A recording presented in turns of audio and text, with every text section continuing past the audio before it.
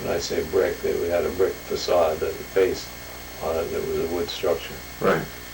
The junior high school, which is down where West Auburn is, was a completely masonry building all and through. And the Auburn High School was right where the tennis courts are now. Okay. It was more or less a brick face. It had more masonry in than the other school building, but it wasn't a masonry building. It could have burned to them. It's 3-story. All of them were 3-story buildings. There was a school out of Pacific. I think the gymnasium is gone now. The old gymnasium is gone. I think all the buildings that I went to school in are gone. I'm sure that the building that replaced the grade school out there is now the city hall, or was a city hall. They may be moving out of that now, but they was right there on 3rd Avenue in Pacific. I went there 7th and 8th grade, and they came into the junior high in Auburn in the 9th grade, and back to the high school in sophomore, junior, and senior year. But mind you, Auburn was basically very compact. Mm-hmm. And I bought this house, had this house built actually by the city limits or down where the Ford Garage is now. Huh. I didn't want to live in Auburn, and that's why I specifically bought out here, so I can get out of Auburn. I'm just about in the middle of it. Yeah, yeah. Amazing how things grow.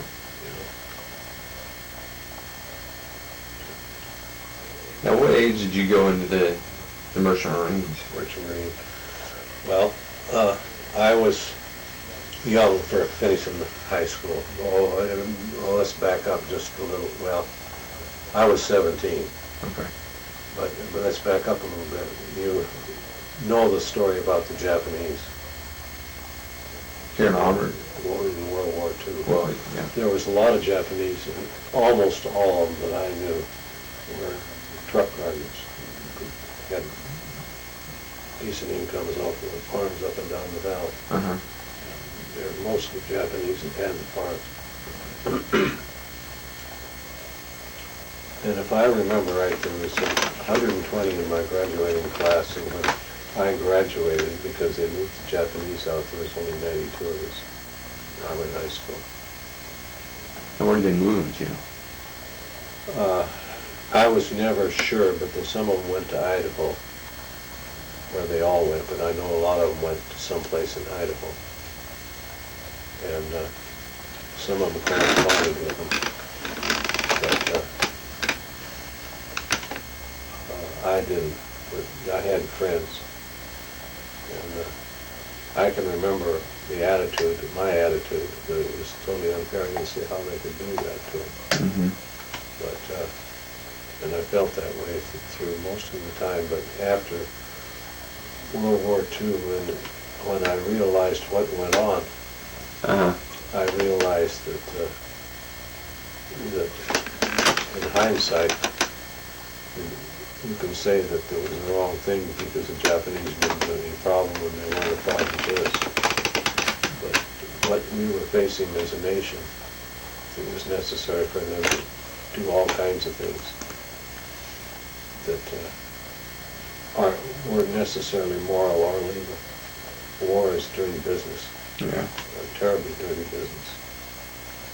And they were worried that because of the amount of Japanese in here, if they invaded the area, Japanese succeeded in invading the area, that they would have pretty much an army of occupation of Japanese right here. And it's real easy for Japanese to say, oh, poo, you know, that wasn't right, that they would stay loyal to the United States. But most of the Japanese I knew, they were good families, very good people, and they were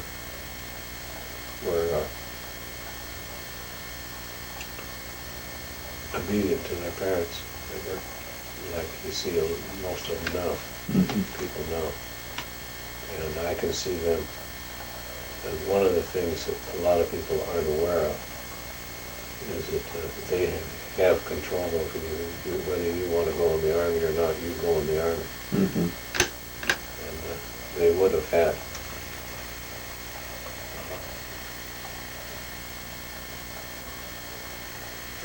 And an Army of Occupation, that fear that our leaders had was a legitimate fear. The fact that they didn't invade and weren't capable of invading wasn't apparent at that time. We couldn't take action based on the way the war came out. Because they were afraid. I can probably dig it up for you. They were afraid of atomic weapons. That we got first. The Japanese and Germans were both trying to develop. Trying to get. Yeah. And that's the basis of that. I mean, this was a political victory the Japanese got when they got reimbursed for the mistreatment the Americans gave them. You can't expect any fair treatment in a war. You just can't get it.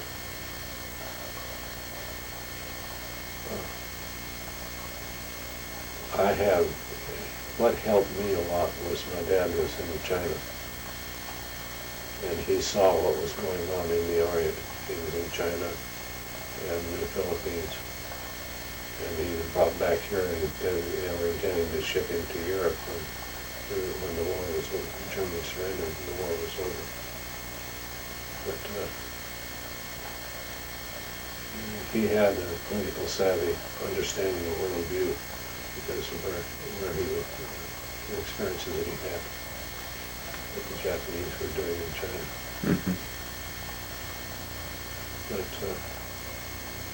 trying to get back to my situation, going into the Merchant Marine, I didn't enter the Merchant Marine until after I was 18. I signed up in the Maritime Service. I was in the Maritime Service, which is training, and it was under the Coast Guard at that time, supposed to have been. Everything there's no clear lines of understanding. I have a discharge from the Coast Guard for my service during World War II. I entered the Maritime Service, which is a training program, under the Coast Guard, and I had maritime rankings. We had Coast Guard and Navy officers in the training, and petty officers also. And I got a release from active duty from the Maritime Service to enter the Merchant Marine. This was after I turned 18. And I went to sea. Then during those years, it was not recognized by some as being a part of the service, but we manned the guns and everything else. I mean, we were not a non-combatant. As a matter of fact, they classified now as a separate service, and some things on TV said that the death rate was higher than any other branch of the service. And initially, in the Battle of the Atlantic over the submarines, movers of the merchant ships, the death rate was very high. Right. During that period, before my time going in there, because World War II started when I was 16. So how long did you serve for? How many years? 3 years. 3 years. Most of it out at sea, or? All of it at sea. You can't serve in the Merchant Marine. Well, it'd be on the water, yeah. Technically, you can, in some cases, port officers and things like that. What were your duties? Were you from what I remember, you were a cook, is that right? I was a cook. I signed up.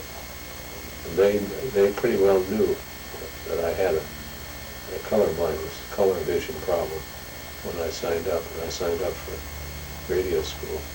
And just as soon as I finished boot camp, why, they stamped right on my papers, Steward's Department only, because of my color deficiency. It's so mild that it was challengeable, but during wartime, you can't challenge anything. They do what they want with you. Right.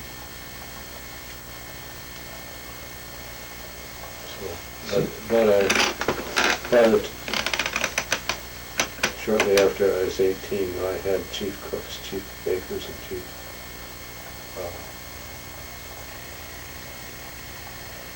butcher's papers. I couldn't do the jobs, but I had them certified.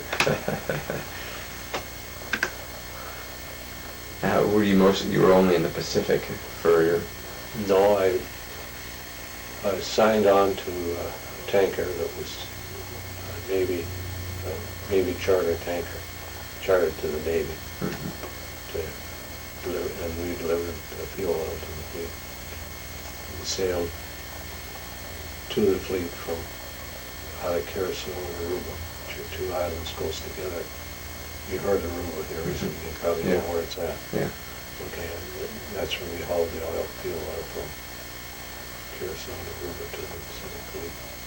Whenever they were advancing on the Japanese, run them out of the island, and we just followed them. I've been through the canal 13 times. Oh, really? Yeah, Panama Canal.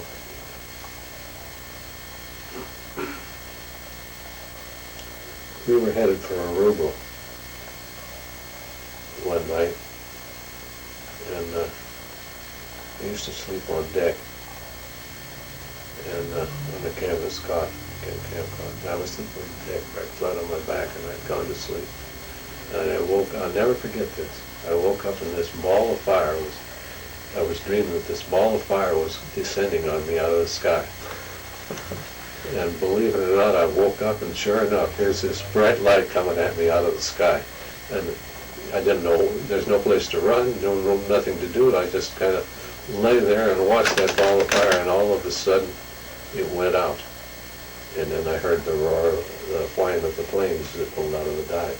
And it was our escort. The plane was the escort. They used radar to locate the ship or submarine on the surface. And when it spotted it, when you get close to it, within, I don't know, a mile or 2 miles or 5 miles, something like that, with the radar they had then, the ground fighter, they couldn't see. So they had to see it visually, and they could see the outline of the ship. It was a solid overcast night. And they dive on the thing in attack mode and then turn the searchlight on to identify the target. And that's what it was. He turned the light on to identify us. And that's what's shining right on you. Yeah. Huh. It was interesting at that time because they were, seldom did you see the plane that was watching the area. Just rarely did you ever see the B-25s. But they, this time they'd said that there was a German, supposed to have been a German submarine shattering us into the river we passed around board ship.